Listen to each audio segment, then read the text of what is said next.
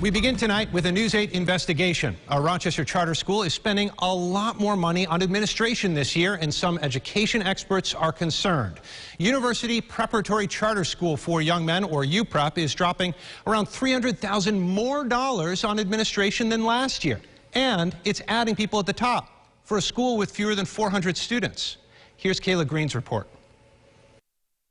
The University Preparatory School for Young Men says it's changing the narrative for young men in the city of Rochester. This year, it's also changing its budget. Last year, they spent over $1.1 million on administration.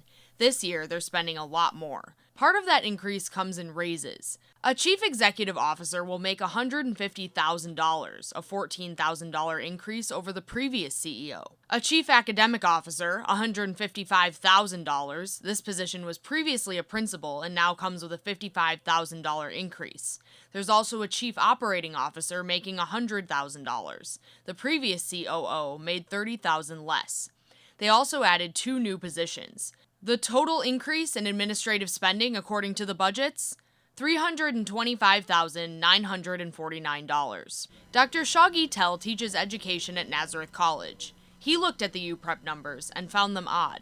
First off, the initial impression is, yes, it does strike me as unusual. However, what you really need to look at is the number of administrators in relationship to the number of students and teachers. And if that is out of whack, then the whole scenario is even more strange.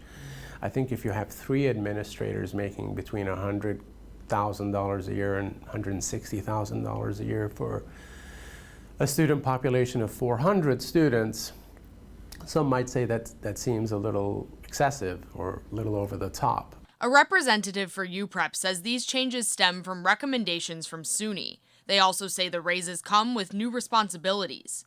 Back to the budget, while administrative spending went up, this year's budget shows the school cut 6 teaching positions.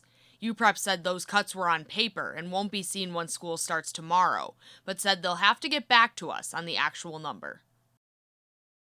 To learn more about the administrative responsibility changes and see all the documentation we've received from UPrep, you can go to this story on RochesterFirst.com. We also reached out to SUNY about the recommendations they made, but we haven't heard back yet. Adam? All right, Kayla, thank you. Now, this budget was crafted well after the forced departure of UPrep's founder, Joe Muno, following that controversy last year about the valedictorian speech. He's now suing the school, the city of Rochester, and Mayor Lovely Warren.